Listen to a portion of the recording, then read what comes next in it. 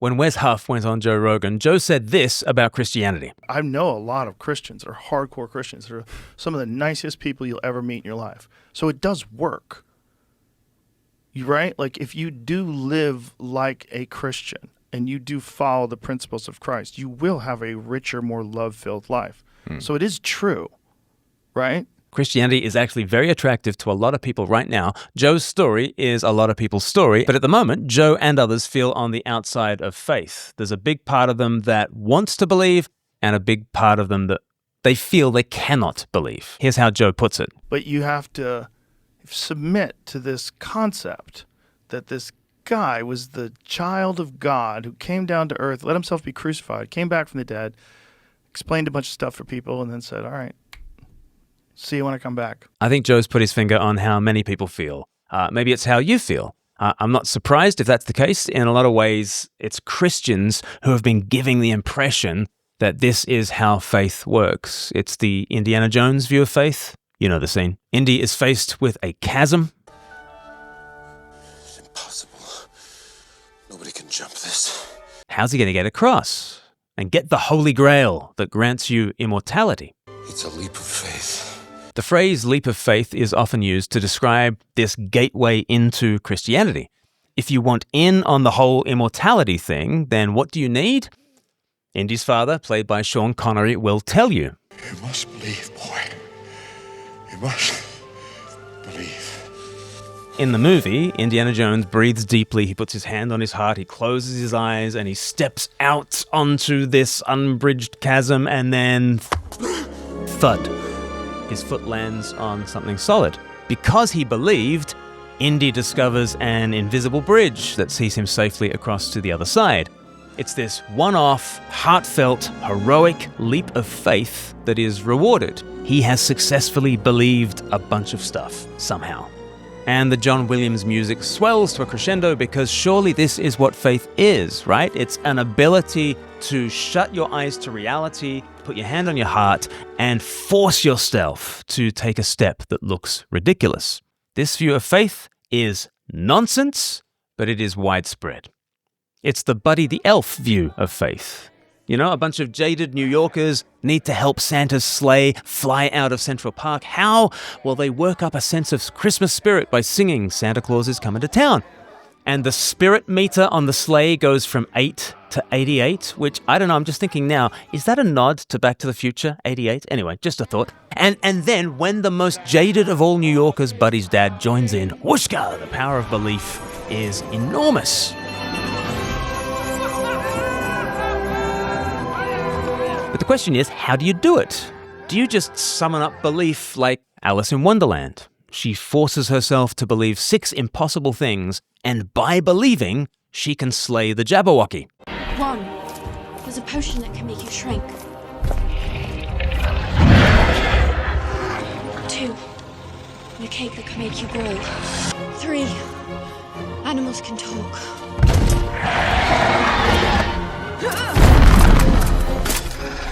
4. Alice. Cats can disappear. 5. There's a place called Wonderland. 6. I can slay the Jabberwocky. And by believing, she has the victory. This is the you have to believe a bunch of stuff school of faith. Now, is that what Christian faith is? Joe Rogan and others would be forgiven for thinking that's how it works because often Christians speak like this. Christians often say things like, in order to be saved, you have to believe, which is true as far as it goes, but that so easily sounds like Jesus is at the gates of heaven with a clipboard and a pen asking questions like, virgin birth, you strongly agree, neither agree nor disagree, agree, strongly disagree. You know, and you are meant to, at that stage, affirm certain concepts as the bridge to life. Is that how it works? Is faith just a bunch of concepts you have to submit to? As though Christians have done an Indiana Jones, we just shut our eyes, we put our hands on our heart, and we just say, dang it, virgin birth, why not? If that's the price of entry, sign me up, sure. If that were true, then the process of becoming a Christian would be about adding items to our list of unpopular opinions. You know, okay, I believe that pineapple can go on pizzas and that a corpse reanimated on Easter Sunday. Happy now? This video is all about saying that is not how faith works. It's not how life works. It's not how God works. It's not that some people are believers and other people manage to get by without faith. It's not that faith heads have taken a leap while the rest of the world lives at ground level, navigating the world by facts and logic. Everyone is a believer, all of us, all the time. We all believe in things that you cannot see, touch, taste, or feel. We live our lives by core convictions that are not the result of mathematical proofs or scientific studies. I'm going to talk about a bunch of them in this video. I'll summarize them under 4 headings. We all believe in an Easter-shaped redemption. We all believe in Easter-shaped relationships. We all believe in Easter-shaped recovery. And we all believe in an Easter-shaped reality, an Easter-shaped cosmos. You and I, whether we're Christians or not, we already believe in a bunch of stuff. You might not think that you have any faith muscles to flex. I'm telling you, you use your faith muscles every day in every aspect of your life. You constantly expect, trust in, lean into a shape of life, and that shape is a death and resurrection shape. You might think to yourself, I'm not sure I can believe in the resurrection of Jesus of Nazareth. I think you're already inhabiting a story of this world, and that story that you live by is familiar. It has a kind of narrative to it, a death and resurrection pattern. And actually, belief in Jesus does not add to the absurdity of that life script. Belief in Jesus makes sense of the script. Let me show you what I mean by discussing the first of 4 R's that we are considering. We all believe in an Easter-shaped redemption. At this point, we're talking about the story arc, the redemptive story arc. You know how stories go, don't you? Joseph Campbell summarized for us the hero's journey, in which the hero leaves the known realm and voyages out into the unknown, goes through a life and death ordeal which turns into a death and life return. Luke Skywalker is on Tatooine. He's called to adventure. He initially resists the call, but he meets a mentor, crosses the threshold, is tested, goes through a terrific ordeal, but is rewarded. There's a resurrection, which is the word that Joseph Campbell used, and this resurrection brings back a greater reward than he'd ever had without the adventure. Or Frodo Baggins. He's in the Shire. He meets a mentor. He's called to adventure. He crosses the threshold. He's tested. He goes through a terrific ordeal, but experiences a resurrection and a return back to the Shire. Or Harry Potter is living under the stairs at number 4 Privet Drive. He is called to adventure. The call is resisted. He meets a mentor, first Hagrid, but later Dumbledore. But again and again, he's tested, he endures immense ordeal after immense ordeal, and he triumphs. That's the pattern throughout all the books. And in his final ordeal, he has his life-giving sacrifice, which is turned into glorious resurrection, and we all live happily ever after. This is the hero's journey. Down we go into the great ordeal. Our great stories are all about sacrifice, like in Armageddon, where one man dies to save the world, or I Am Legend, where Will Smith gives himself for humanity, or it's Katniss Everdeen in The Hunger Games, Captain Miller in Saving Private Ryan, or Maximus in Gladiator. We love to see a hero lay down their life for the greater good. Obi-Wan Kenobi getting struck down by Darth Vader, Spider-Man risking life and limb for strangers, Braveheart dying to free his people. When the hero dies willingly to save others, we are in touch with something very deep. Self-giving love resonates so strongly with us. It has the feeling of ultimate truth, deepest reality. But think about it. Why should you think it's good or wise or admirable to give up your life for others? Isn't natural selection the survival of the fittest? Well, this is the sacrifice of the fittest, so that the weakest might survive. That's not natural. But Easter says maybe it's supernatural. Maybe this is what ultimate reality is like, self-giving love. Can you believe that? Well, every time you watch these stories, you kind of are believing it. When you cheer for the hero and affirm their sacrifice, you're believing in something. But then a Christian comes along and says, I don't want to add to the absurdity of your beliefs. You already believe in the sacrifice of the fittest, and that's absurd, right? But if Jesus is the hero of heroes, and if he defines reality, well, then you have a reason to believe in sacrifice, the deepest reason. Jesus doesn't give you an added absurdity to believe. He gives you the foundation to really believe in sacrifice. You kind of already believe in sacrifice, don't you? Jesus allows you to really believe in it, and not only in sacrifice, but in the redemption that comes through sacrifice. Easter is not just about death, but about death and resurrection. And the hero's journey is not just a tragic journey down into the ordeal, it's up again into the happy ending. Do you know about tragedies and comedies? Have you ever studied Shakespeare at school? I remember at high school, one year we studied Midsummer Night's Dream, and my teacher told me, at this point, Puck is making a joke. And my response was he? Was he though? I would shrug and I would just write down in my exercise book, Puck is making a joke, apparently. I didn't laugh, my teacher didn't laugh, but that's not what makes a comedy, not classically. You know how you can tell that the Shakespearean play that you're watching is a comedy? Because of the ending. At the end of a Shakespearean comedy, there's a wedding, or sometimes 2 weddings, sometimes 4. That is the happily ever after. Shakespearean tragedy is different. It's not that the jokes are different. There are jokes in Hamlet, for instance. But you know that Hamlet is a tragedy. Why? Because at the end of Hamlet, the stage is heaving with corpses. So that's the tragedy, right? And if that's the difference between a tragedy and a comedy ends in a wedding, a tragedy ends in a funeral, the question is, what are we living in, a tragedy or a comedy? I like the way Robin Schneider put it in her novel, The Beginning of Everything. She said, life is the tragedy. You know how they categorize Shakespeare's plays, right? If it ends with a wedding, it's a comedy. If it ends with a funeral, it's a tragedy. So we're all living tragedies because we all end the same way, and it isn't with a goddamn wedding, right? It's a very stark way of putting it. But if Shakespeare were to write the story of your life, what would people call it? Well, does it end with a wedding or does it end with a funeral? Okay, it ends with a funeral. I guess it's a tragedy. Now, it might be a grand adventure. There might be acts of noble sacrifice. But if it ends with death, then we call it a tragedy. And yet the Bible comes along and it's a comedy. It starts on high. In the beginning, God created the heavens and the earth. And heaven is masculine. Earth is feminine in the Hebrew language. And you're meant to look at those two and think, they're a great pair. They should get together. And then by the end of page 1, there are these icons of heaven and earth. You've got this Adam and Eve figure, and they are representing heaven and earth, and they do get together. They are fruitful, and they multiply. And the whole Old Testament story is the story of how God is the great husband, and his people are like the great bride. And Jesus comes, he says, I am the bridegroom. You think, well, that's interesting. But then Jesus dies on the cross, and you think, is it just a tragedy? Well, the way the rest of the New Testament unpacks is the Apostle Paul writes a whole bunch of letters to say, oh no, he is the rich bridegroom who absorbs the debt of his bride, and having paid off her debts, he then rises up again to give her his riches. And then they are one forever. And the Bible ends with the book of Revelation. Heaven and earth actually unite. See, it's a comedy, right? Starts on high, goes down into the great ordeal, but it ends with a happily ever after. Genuinely, heaven and earth marry at the end of Revelation.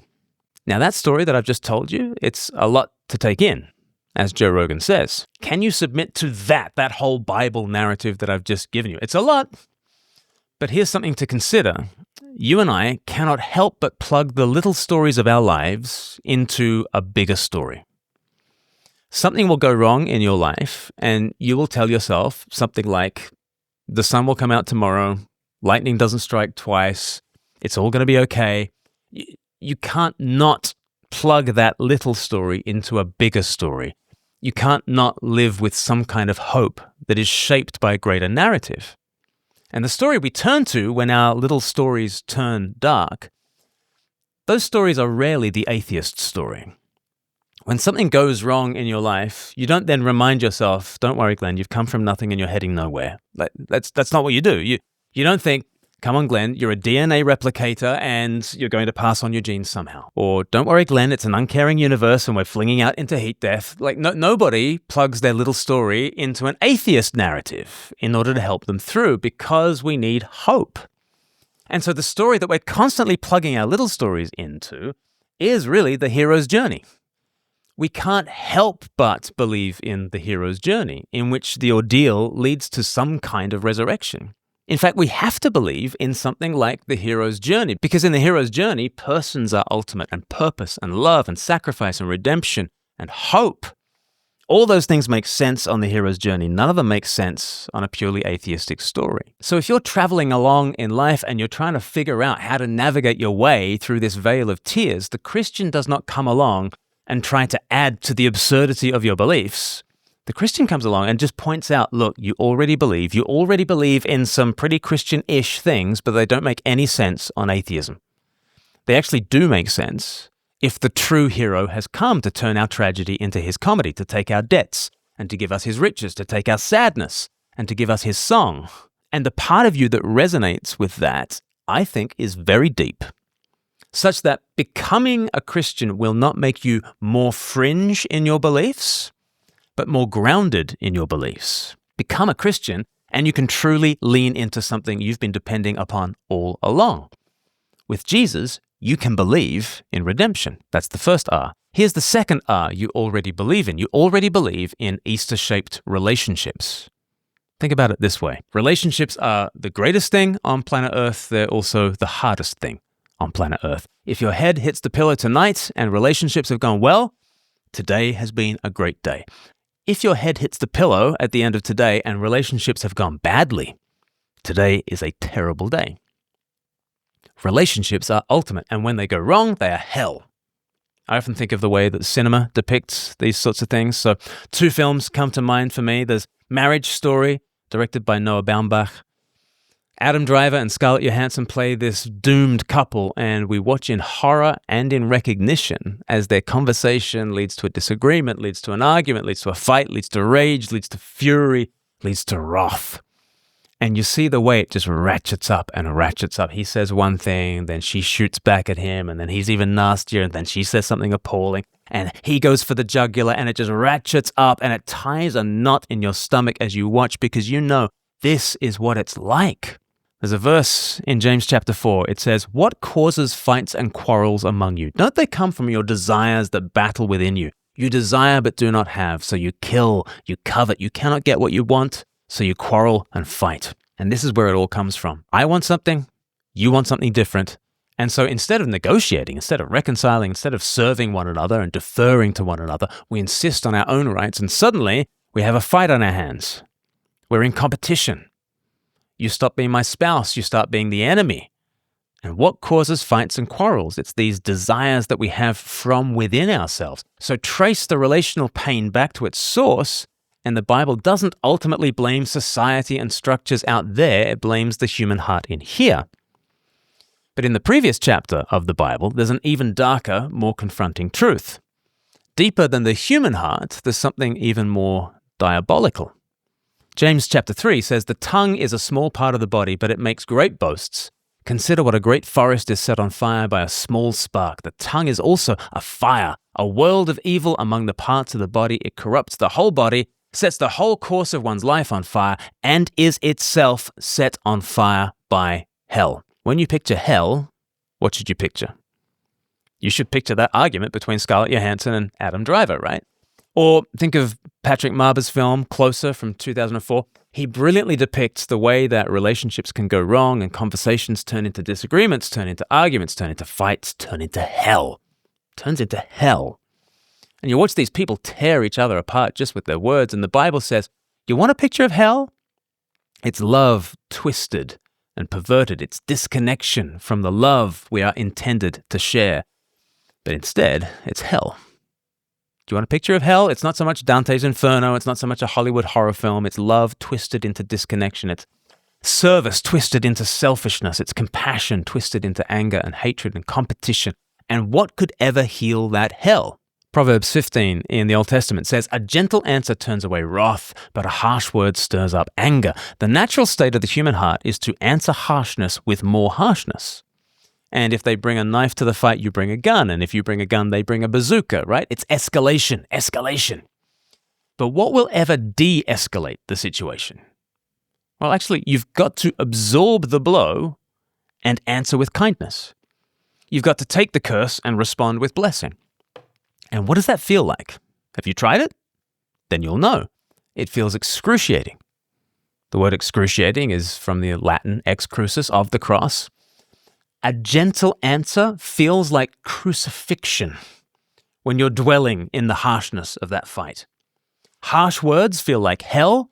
Gentle words spoken into the midst of that hell, it feels excruciating because it's turning away wrath. It's fascinating that the Bible uses that phrase for this situation. When you offer kind words in the middle of an argument, you turn away wrath. That's actually how the Bible describes the cross. When Jesus came, he turned away wrath. And you know what that means? It means Easter is woven into everything, including relationships. Because who is Jesus? Jesus is the one who descends down into our quarrels and fights. He descends down into our hell. We have been yelling up at heaven, not wanting heaven, desiring our own way and chasing after other things, and we end up in disconnection and hell. But then, praise God, there is a gentle answer that comes down from heaven. His name is Jesus. He is the gentle word spoken to a harsh and hellish world. What does it feel for the Prince of Heaven to absorb our anger and to return with grace? Excruciating, in the original sense.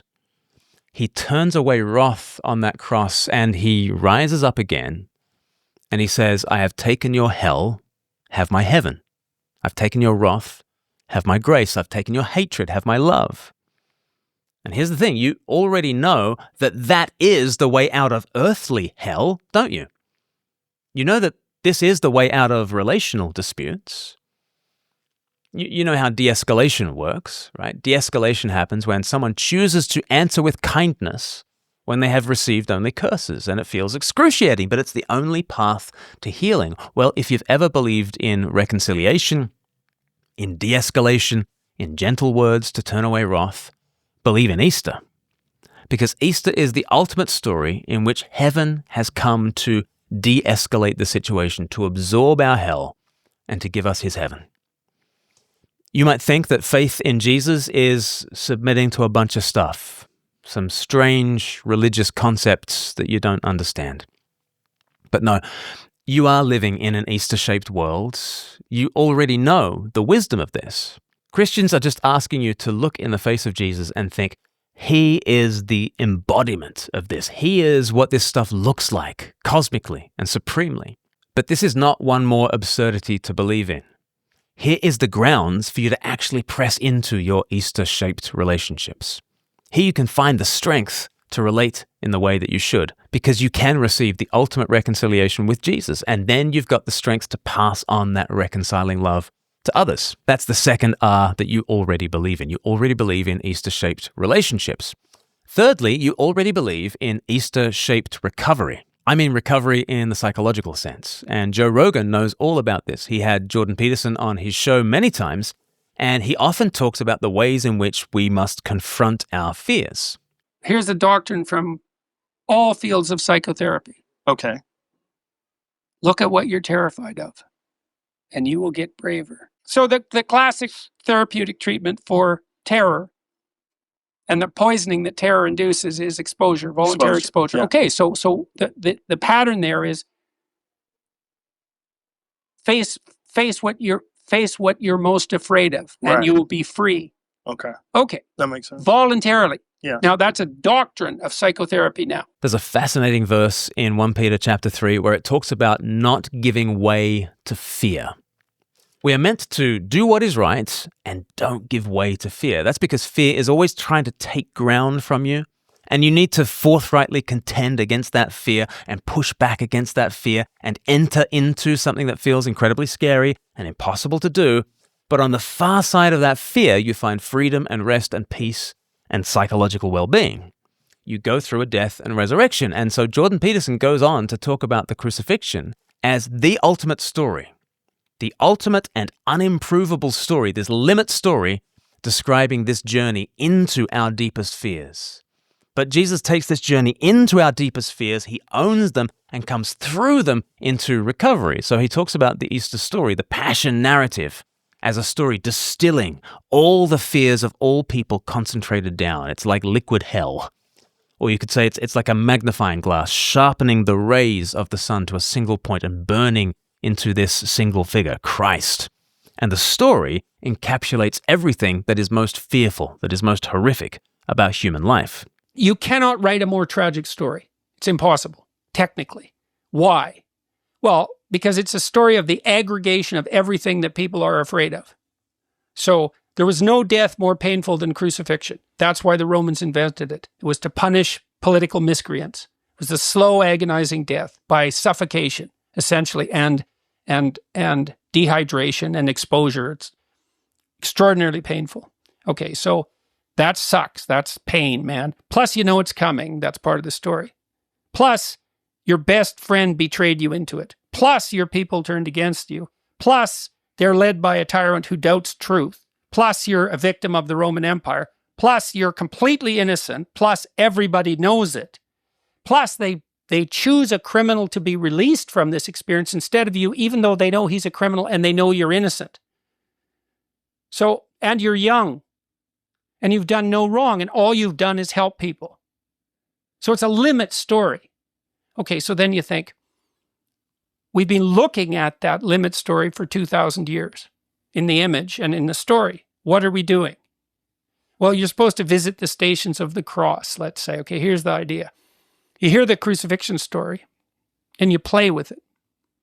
Who are you?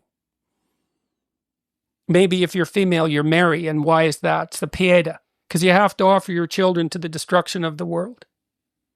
That's female courage. That's the mother that doesn't hold her child back. It's like, go out. To what? Eventually your death and destruction. Go out. Leave me.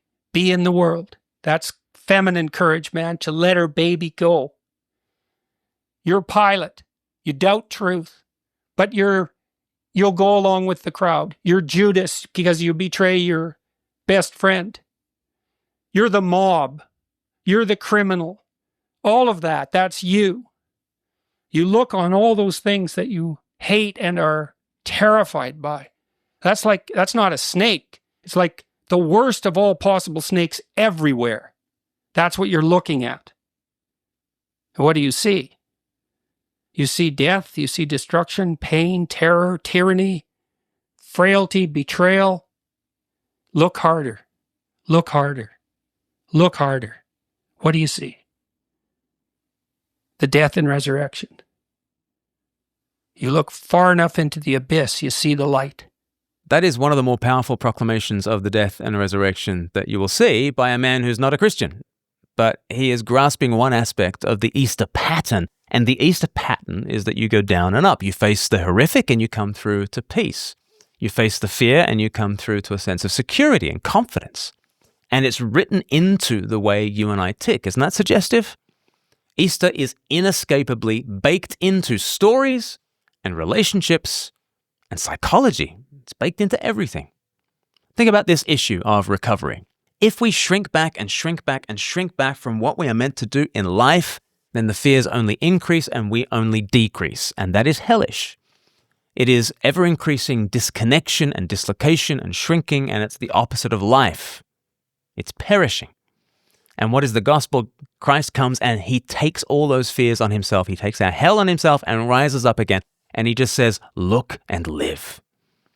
Be identified with this Jesus. What are you afraid of? Jesus has become that thing, taken it through the hell that you fear and come out to the other side. And you can trust him on the far side of all that horror. It's a story that has given courage to billions around the world and down through history who have now been able to contend forthrightly with the littler fears in their life. Easter is not just a limited little story long ago and far away. It is woven into the warp and woof of life. It's not a bunch of stuff that you've got to say that you believe. These aren't some religious concepts disconnected from real life that you need to submit to if you want to be a Christian. Being a Christian is about saying, you know the Jesus story? That's the most relevant, the most wise, the most sane, the most grounded, the most real story. It's not the absurdity.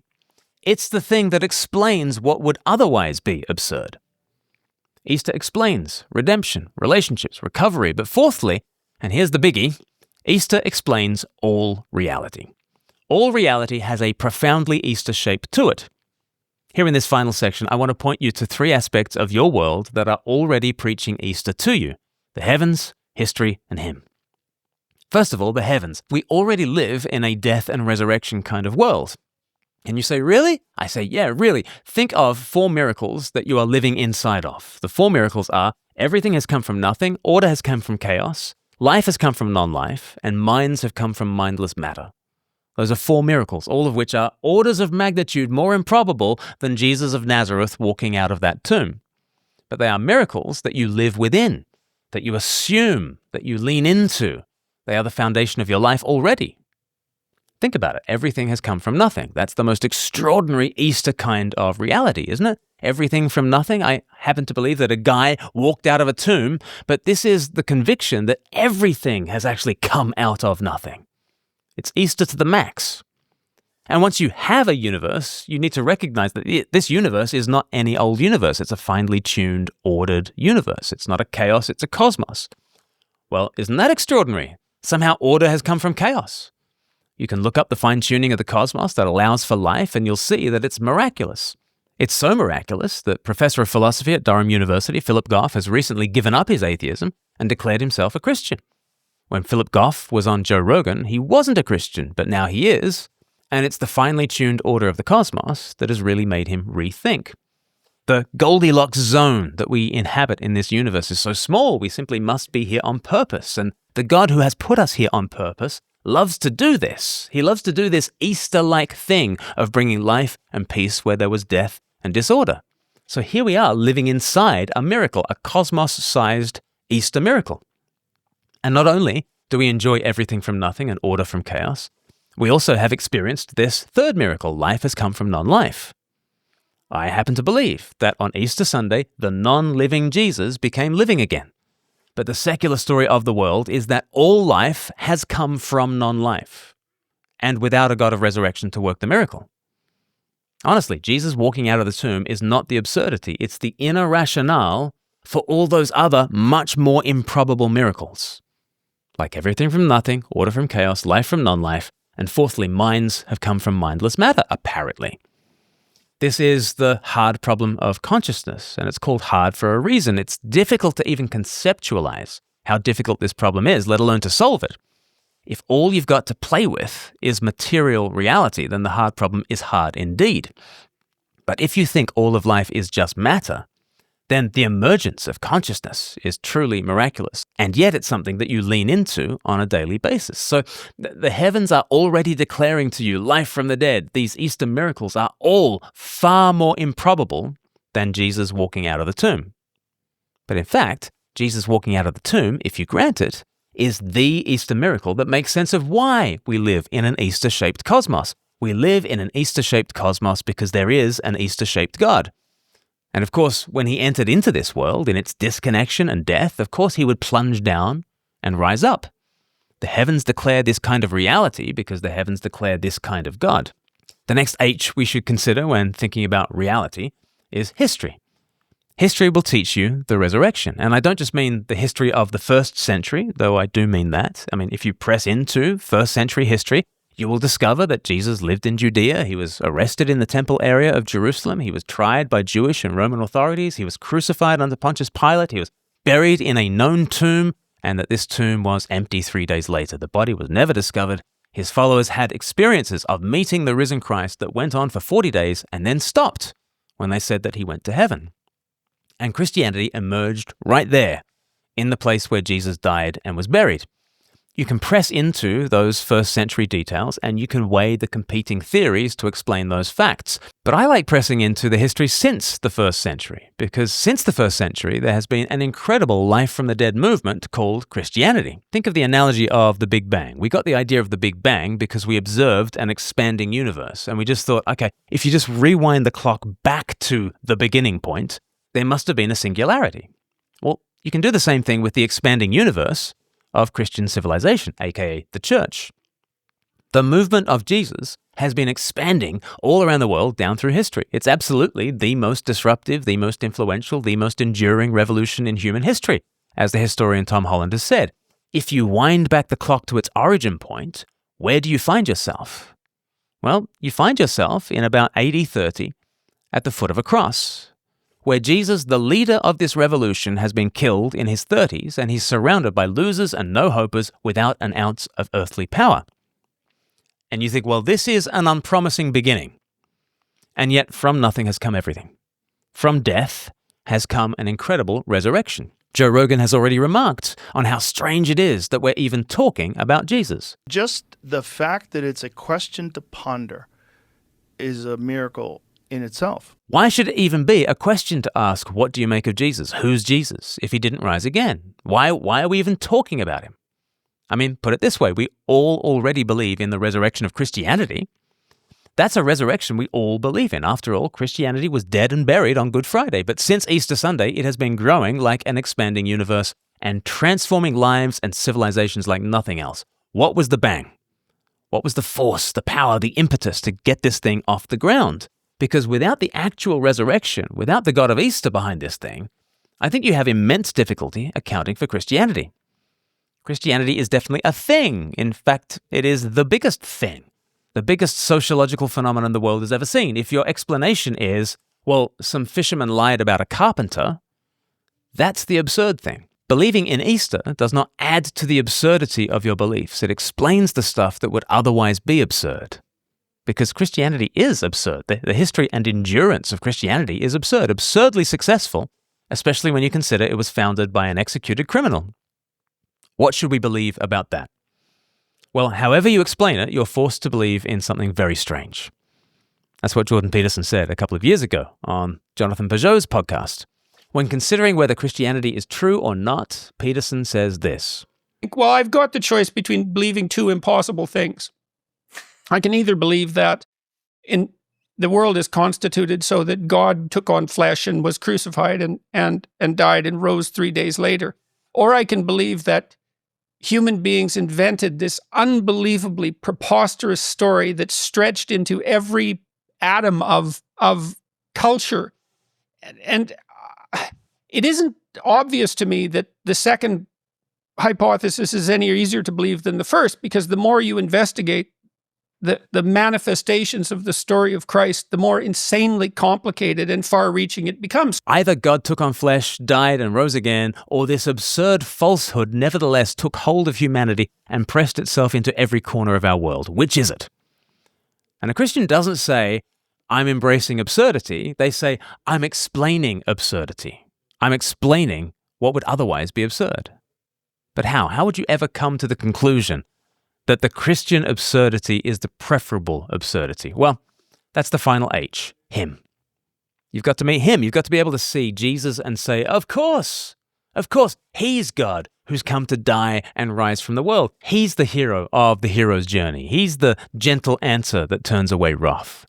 He's the uplifted snake lifted in the wilderness. You need to get yourself to church, you need to pick up a Bible, you need to pray and say, God, show me Jesus, and then read. And as you read through, let's say, the Gospels, the biographies of Jesus, you can do what comic book fans do. You know how comic book fans will debate with one another, who would win in a fight between Superman and Batman? And they say, well, Batman has these strengths and Superman has these strengths, and who would win? And you can do that with Jesus and death. And you can say to yourself, death is a superhero, it's never lost a battle, it has swallowed men and women, armies and empires. But then you can ask the question, what about its matchup with Jesus? I know that death has won every other bout. But what if there is a heavyweight champion that has come to conquer even death? And you encounter Jesus in the Gospels and you think to yourself, could he be bigger than death? And at the same time, you are asking the same question as, could hope be bigger than despair? You're asking the same question as, could reconciliation be bigger than disconnection? You're asking the same question as, could freedom be bigger than fear? Open up the scriptures and have a look at Him, because without Him, I guess death is Lord, isn't it? Death always wins, after all. But have a look at Him and think to yourself, maybe with Him there is hope, there is love, there is freedom, and it has a name, Jesus. A Christian looks at Him and says, whatever force that brings everything from nothing, order from chaos, life from non-life, whatever that creative power might be, Jesus embodies it. He is Lord. And if He's Lord, the really remarkable thing would be if He rotted in some Jerusalem tomb. Christianity is not about forcing yourself to believe a bunch of stuff. We don't submit to some improbable truth claims as the entry price to eternal life. Christian faith is looking to Jesus and saying, yep, there He is. The inner logic to everything. He's the hero of heroes. This is the story of stories.